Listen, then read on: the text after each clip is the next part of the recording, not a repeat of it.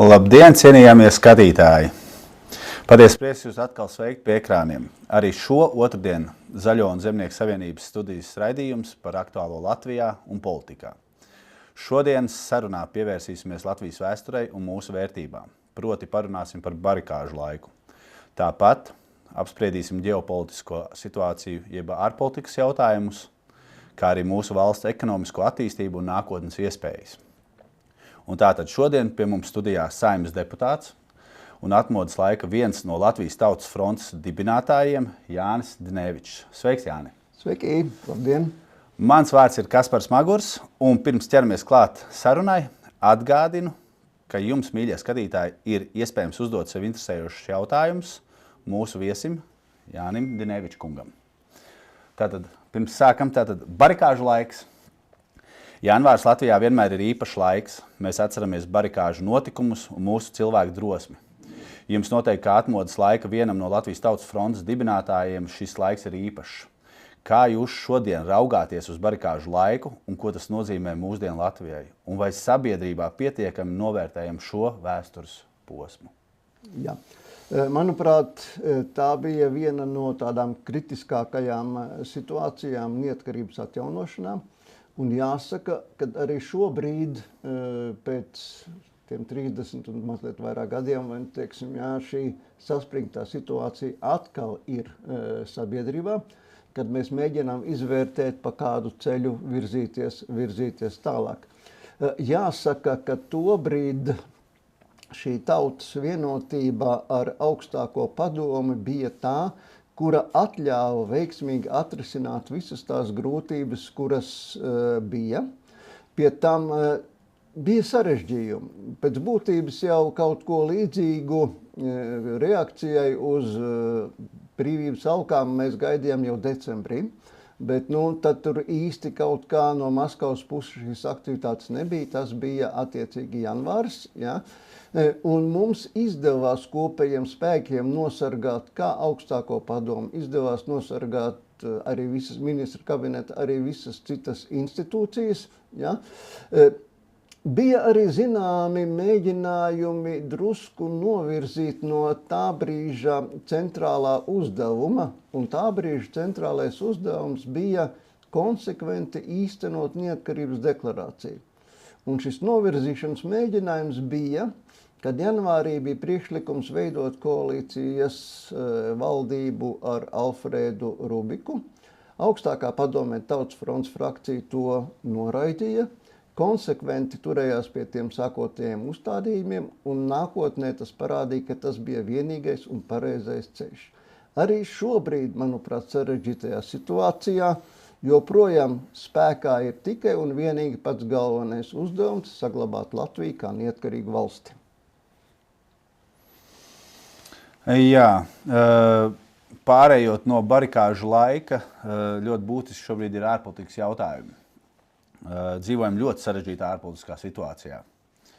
Karš Ukrainā, drošības riski, nestabilitāte pasaulē. Kā jūs vērtējat Latvijas pozīcijas šajā kontekstā un vai mūsu ārpolitika šobrīd ir pietiekami spēcīga un konsekventa? Ļoti labs jautājums un ļoti būtisks jautājums, ņemot vērā to, ka ceturtdien Saeimā notiks ārpolitikas debates, kurās tad arī tiks izvērtēta visa mūsu ārpolitika šim brīdim. Es gribētu teikt, ka šī ārpolitika šajā ziņojumā ir pietiekami daudz virkne, vesela patiesu lietu, vai teiksim, par kurām nenākās šaubīties.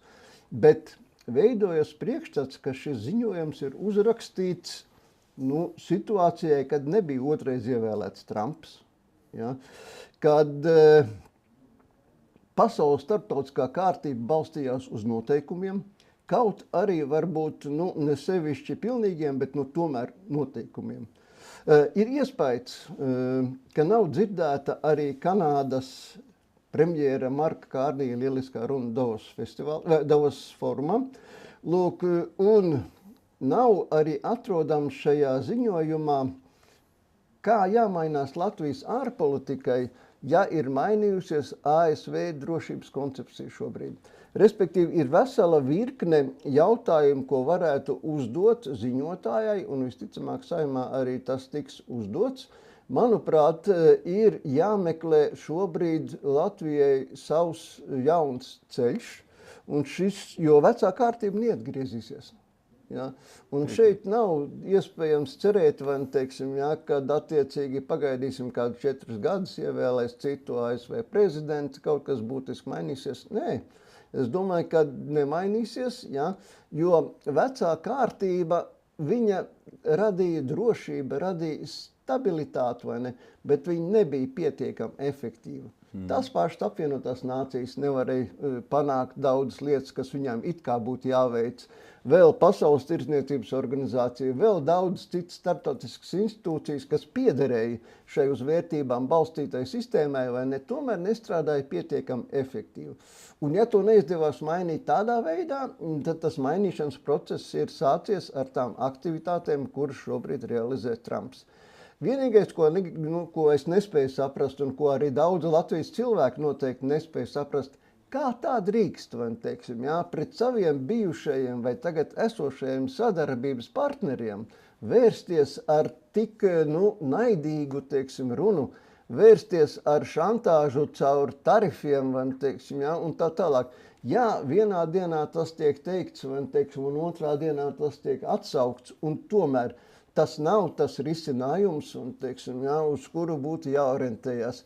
Latvijas sabiedrība arī ir vērtējusi šos pēdējos notikumus, un tas vērtējums ir tāds, ka to piedāvājumu, kas nāk šobrīd, no šīs lielvaras, pozitīvi Latvijā vērtē tikai 15%. 60% vērtē to negatīvi, un 25% godīgi sakot nav šis viedoklis. Ja?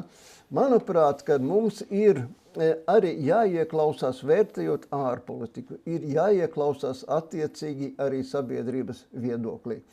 Bet ko darīt mazām valstīm šajā ģeopolitiski tik mainīgajā vidē? Ļoti vienkārši. Ieklausīties, ko saka Kanādas premjers. Viņš saka, ka ir tikai 2 izvēles. Ja? Konkurēt savā starpā par lielvaras labvēlību, un ir otrs ceļš, vienoties kopējai rīcībai, kopējiem redzējumiem, uz vērtībām un pragmatiskiem piegājieniem vērstas politikas, veidot savu šo pasaules kārtību, ja, kurā mums varētu būt arī atrasties sava šī pozitīvā vieta. Vēl gribētu teikt, sabiedrības iesaistīšana, sabiedrību arī to teica Kārnis, mazām valstīm vai, ne tik ietekmīgām valstīm, vai, vara sākas ar patiesības teikšanu. Ja. Un šobrīd, manuprāt, Latvijā reizēm šī patiesības teikšana pietrūkst. Kaut vai ārlietu ministrija paziņoja, kad savā laikā Polijai nebūs izņēmums stāvoklis, attiecīgi migrācijas paktā, kā ZZS nodarbojas ar sabiedrības dezinformēšanu, bet pēc tam izrādījās taču, kad attiecīgi tomēr ir šis izņēmums. Ja. Vēl, ja jau aizskarām migrācijas tēmu, tā arī ir viena no ļoti būtiskām ārpolitiskām komponentēm, un šeit, manuprāt, Latvija nav izdarījusi visu iespējamo, lai jaunajā paktā mēs būtu izņēmumu situācijā, kā ir Igaunija, kā ir Polija. Ja? Bet, piedodiet, Jāni, tieši šajā kontekstā man šobrīd ir jautājums jums. Jā.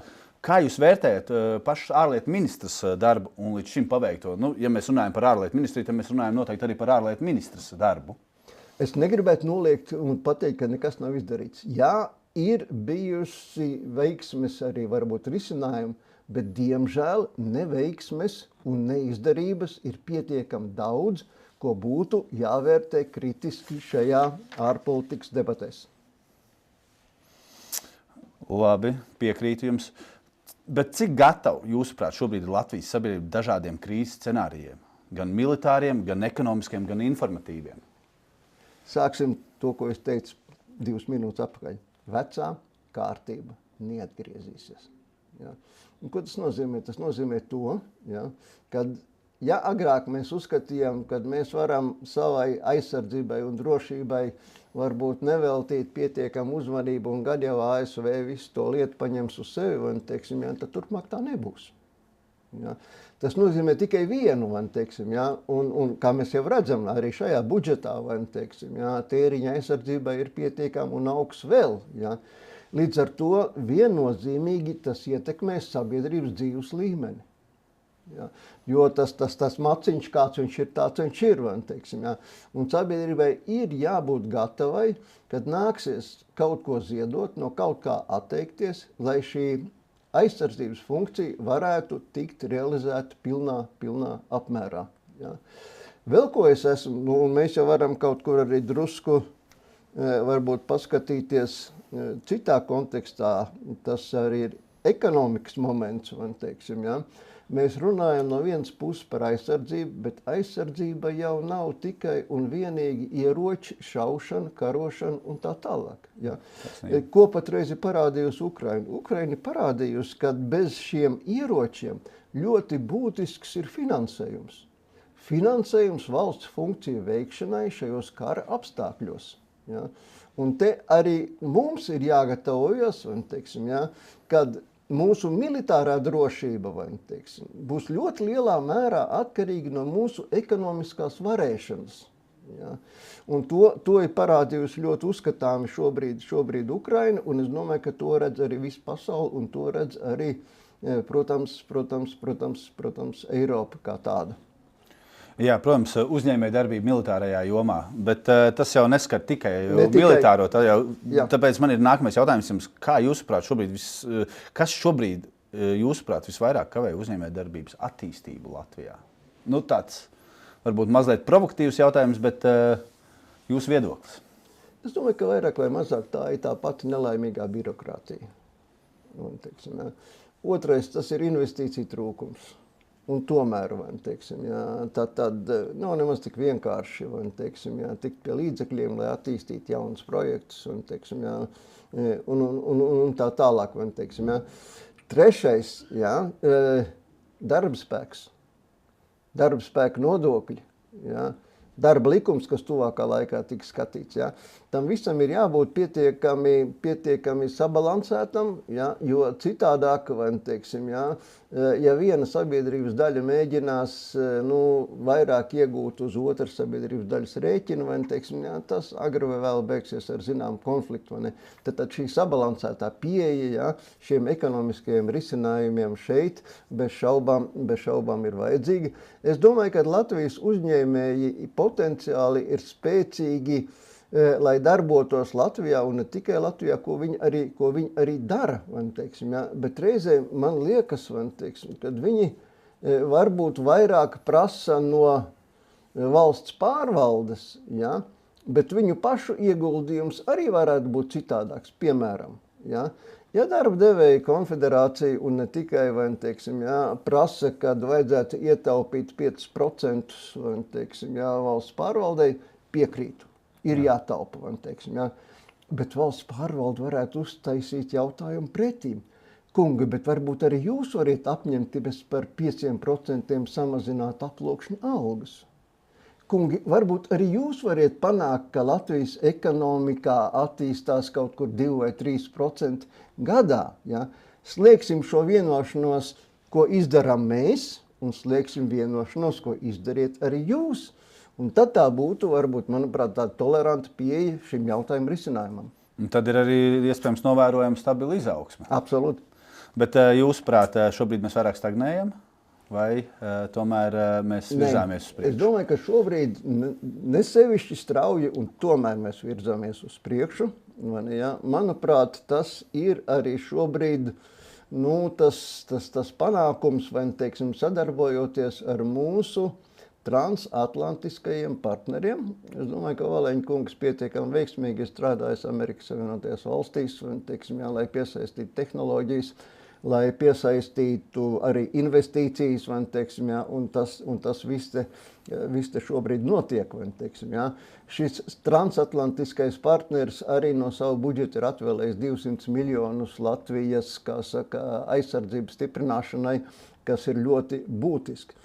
Tajā pašā laikā, manuprāt, mēs nelīdz galam novērtējam otru transatlantisko partneri, un tas ir Kanāda, kura vada šo mūsu starptautisko brigādu šeit, vai ne, kur arī vēsturiski ir piedalījusies Latvijas neatkarības stiprināšanā, vai ne, teiksim, ja, un tā tālāk.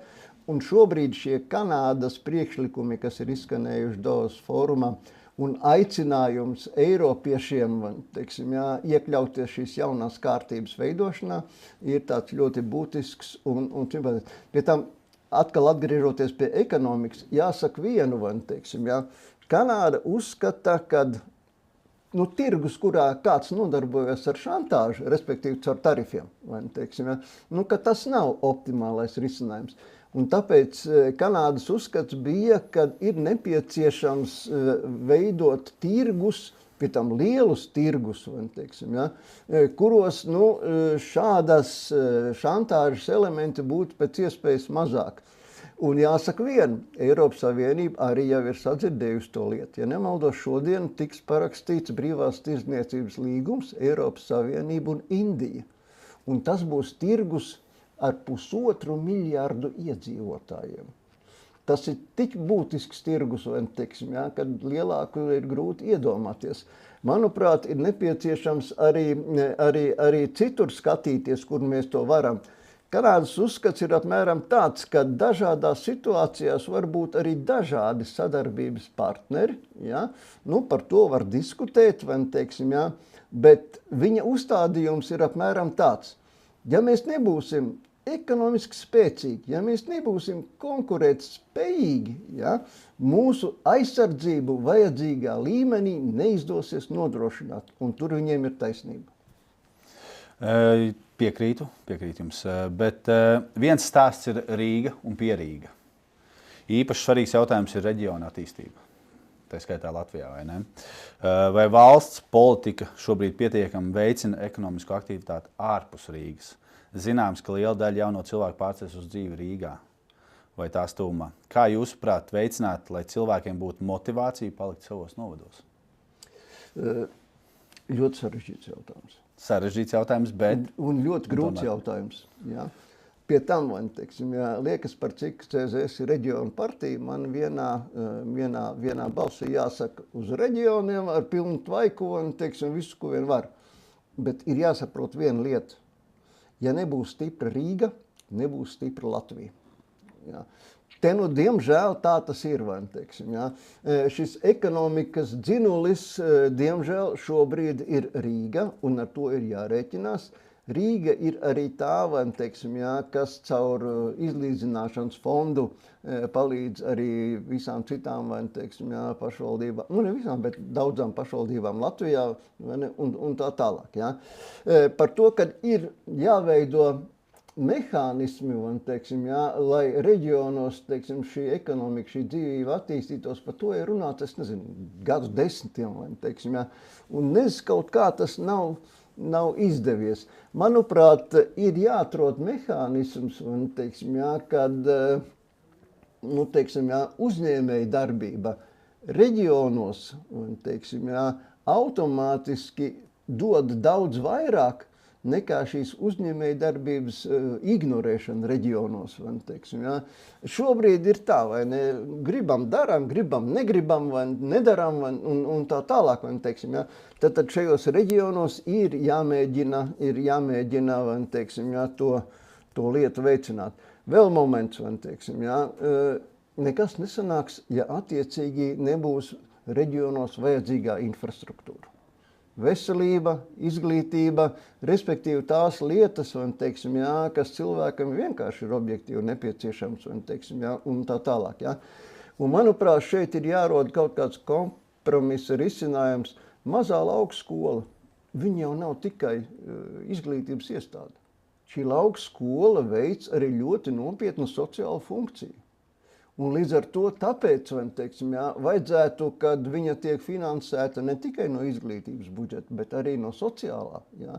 Respektīvi, tāds vienojošs mehānisms, kādā veidā panākt, ka cilvēki paliek reģionos, teiksim, jā, tas ir viens no centrālajiem uzdevumiem šobrīd. Jā.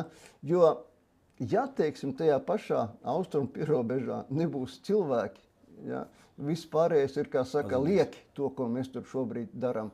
Tā kā jūsu jautājums ir, tikpat svarīgs, vai, teiksim, jā, kā visi globālie jautājumi, kuri šobrīd nāk priekšā Latvijas ārpolitikā. Bet jā, nu, turpinot par uzņēmēju darbību šajos novados, un ne tikai novados, bet arī, protams, Rīgā, ir dažādas programmas, valsts programmas, Eiropas programmas, kur attiecīgi uzņēmējiem ir iespēja iesaistīties. Bet, manuprāt, ir ļoti būtiska lieta laicīgi un regulāri no domas priekšsēdētāja vai domas deputāta puses informētība šiem te uzņēmējiem, lai viņi būtu informēti par to, kur viņi var iesaistīties, ja mēs par uzņēmēju darbību. Jo nereti ir dzirdēts, ka informācija ir skopa novados, atsevišķos novados atkal tur ir jau labāka situācija. Manuprāt, ir būtiski, kad šī informācijas telpa, kas šobrīd ir sasniedzama, ir ļoti būtiski no deputāta puses, lai informētu arī pārējo sabiedrību un attiecīgi uzņēmējus. Bet neviens jau neliedz deputātiem veidot attiecīgu struktūru. Neliedz, bet kur tā problēma? Kāpēc deputāti par to nerunā? Ir ievēlēti?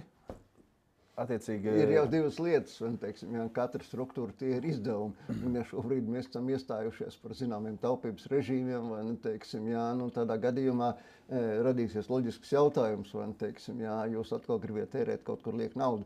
Neskatoties uz to, ka šis tēriņš atmaksātos nākotnē, vai, teiksim, jā, ar ļoti būtiskiem ieguvumiem. Vai, jā. Tā kā es domāju, ka lielā mērā daudz kas ir atkarīgs no pašvaldības priekšsēdētāji, no viņa ambīcijām. Par to es tieši runāju. Jā. Vai attiecīgi šis cilvēks ir atnācis nosēdēt savu laiku, un tad jau redzēs, varbūt vēl kādu ievēlēs, vai laiku, vai kā, vai ko. Vai arī šis cilvēks ir atnācis ar apziņu, jā, es gribu izdarīt vismaz šo lietu, vai ne, jā. Un man ir vienalga, vai mani pēc tam ievēlēs vai neievēlēs. Un tā ir problēma. Tā ir reāla problēma. Jā. Mēs, teiksim tā, kā es saku, šis te domas deputāts vai priekšsēdētājs bieži vien nepild šo te valstsvīra funkciju. Nu, ar domu, ka man ir jāizdara valstī labu un tikai pēc tam mans labums. Un tā ir liela problēma. Jā. Es ceru, ka ar jums tā nav. Cerēsim. Godīgi sakot, teiksim, jā, ir dīvaini, jā. Viens moments, es esmu patreiz Saeimā, jā, pēc 30 gadu pārtraukuma. Jā. Un vērtējot šobrīd, vai, teiksim, jā, kā tas bija augstākās padomas laikā un kā tas šobrīd Saeimā, vai, teiksim, jā, tie vērtējumi ir tādi virknē jautājumu, pat varbūt ne tik sevišķi, nu, kā saka, glaimojoši, vai, teiksim, jā. Man bieži liekas, ka šobrīd cilvēki vai nu nedzird viens otru, vai negrib dzirdēt viens otru, kad runa ir par pietiekami sarežģītiem un kutelīgiem jautājumiem. Zināmā mērā tāds, kā saka, diskusiju kultūras jautājums, vai, teiksim, viņš šī brīža Saeimā vienkārši pastāv. Augstākā padomē bija vienkāršāk. Tur bija frakcija, 138 cilvēku, un es vadīju šo frakciju, vai, teiksim, jā. Un tas bija tik monolīts kolektīvs, vai, teiksim, 138 ir ko darīt, jā. Jā. Mums ir skatītāji jautājumi. Lūdzu. Atgriežoties par migrācijas jautājumiem. Ko vajadzēja darīt savādāk ar migrācijas paktu, lai būtu izņēmums arī Latvijai? Ļoti vienkārši. Viens no kritērijiem, ko vajadzēja piedāvāt, ir sekojoši. Latvijā šobrīd latvieši ir tikai un vienīgi 60%. Jā. Ja mums attiecīgi, jā, ir jāuzņem šie migranti, šis procents mazinās. Jā. Un tas, manuprāt, ir ļoti liels apdraudējums nacionālajai valstī. Līdz ar to, ja, ne tikai, vai, teiksim, ja, cik mēs esam uzņēmuši vai kā, vai, teiksim, šos migrantus, bet arī apdraudējums nacionālajai valstī, latviešiem savā valstī būtu jāsaka, vai, teiksim, ja, kad mēs nevaram uzņemt šos cilvēkus. Jā, nevar nepiekrist. Taisnība. Ir vēl viens jautājums. Lūdzu. Vai šodienas Latvija ir tāda, par ko kungs pirms daudziem gadiem balsoja? Ziniet, man, teiksim, jā, man gandrīz reizēm šis jautājums nav pirmo reizi. Jā. Jā. Un man reizēm gribas teikt, kungi mīļie, jūs nespējat novērtēt to lielo laimi, kas jums ir. Jums ir sava valsts. Brīva. Brīva valsts, jā. Atcerieties, kā bija toreiz, vai, nu, teiksim, jā, 90. un viss tā tālāk, jā. Es pirmo reizi no šīs Padomju Savienības man atļauju izbraukt uz ārzemēm 89. Par to ir dzirdēts, jā. Teiksim, jā. Un ne tikai tas, jā. Tā brīvā valsts, tā ir tik būtiska, tik nozīmīga lieta katram, teiksim, jā, manuprāt, un to novērtēt, ir galīgi nepareizi, jā. Es varu pateikt vienu, jā. Tas jautājums, vai Latvija ir retorisks izdevusies vai neizdevusies valsts. Tā ir izdevusies valsts, jo tā ir mūsu valsts. Tā ir Latvija, tā ir mūsu Latvija. Jā. Un tamdēļ, noslēdzot mūsu sarunu, jautājums. Runājot par nākotni, kādas jūs redzat galvenās Latvijas attīstības iespējas tuvākajos gados? Kurās nozarēs mums ir vislielākais potenciāls izrāvieniem? Kā jums šķiet? Ziniet, tik vienkārši pateikt, vai ne, teiksim, jau... Nosauciet trīs nozares idejas. Kā jūsuprāt? Tad jāsāk ir ar nacionālām bagātībām. Nacionālā bagātība šobrīd ir meži. Jā. Jā. Līdz ar to attiecīgi tad pareizi apsaimniekot, pareizi darboties ar šo nacionālo bagātību, tas ir viens no tiem tautsaimniecības virzieniem, ko bez šaubām ir jātīsta. Jā. Un ir vēl viens, teiksim, jā, manuprāt, ir pilnīgi skaidrs, ka bez nopietnas enerģētikas programmas, jā, Latvijas tautsaimniecības attīstība nekad nebūs vajadzīgā līmenī. Es uzskatu, ka par daudzām enerģētikas tēmām ir jādomā šodien. Kaut vai kodola enerģija Latvijai, kaut vai tie paši modulārie reaktori, vai, teiksim, jā, un igauņi mums ir priekšā, viņam jau likumdošana tiek iestrādāt, lai būtu pēc iespējas vienkāršāk, vai ne? Kāpēc mēs to nedaram? Es to esmu rosinājis Kemānai vienreiz vien. Valsts sekretāri man paziņoja, ka Latvijai kodola enerģija nav vajadzīga. Liekas, ka pēdējā laikā, vai, teiksim, jā, šobrīd šis viedoklis ir tā kā mainījies, vai, teiksim, un pie tās lietas ir gatavi atgriezties. Vai, teiksim, jā. Mums būtu kolosāls iespējas sabalansēt, vai, teiksim, mūsu hidroresursus, jā, mūsu kodola enerģiju. Arī to paši sauli un vēju, bet neuzskatīsim, ka saule un vējš ir panacēja, kas visu atrisinās. Saule nespīd vienmēr un vējš nepūš vienmēr. Vai, teiksim, ja? Un cilvēku protesti arī ir milzīgi, vai, teiksim, visā tajā lietā. Bet šeit ir iespējas atrast to enerģētikas nišu. Ja šī enerģētika šeit būs, kā saka, ar pārpalikumu, ja?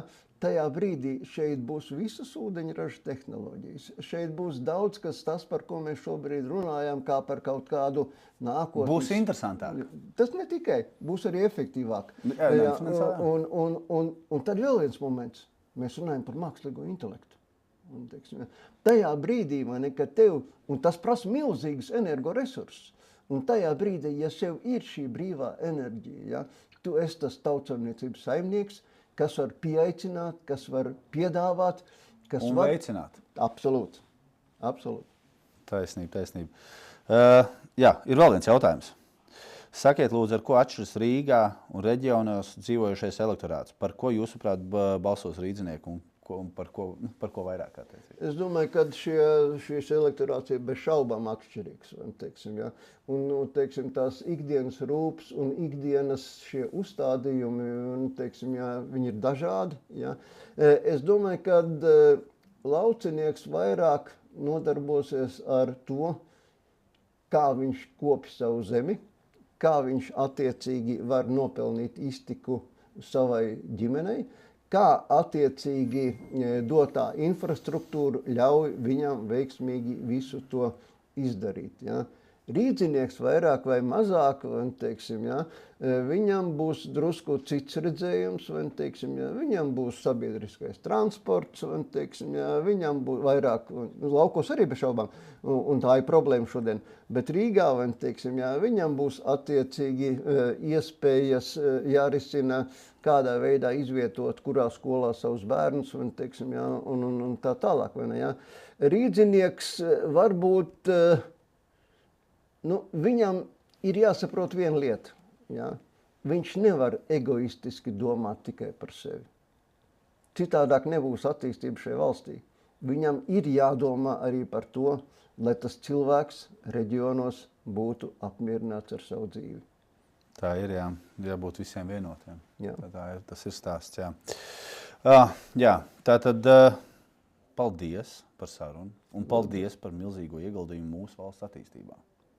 Paldies. Jūsu vārds noteikti, Jāni, ir nozīmīgs un ir ierakstīts mūsu valsts vēsturē.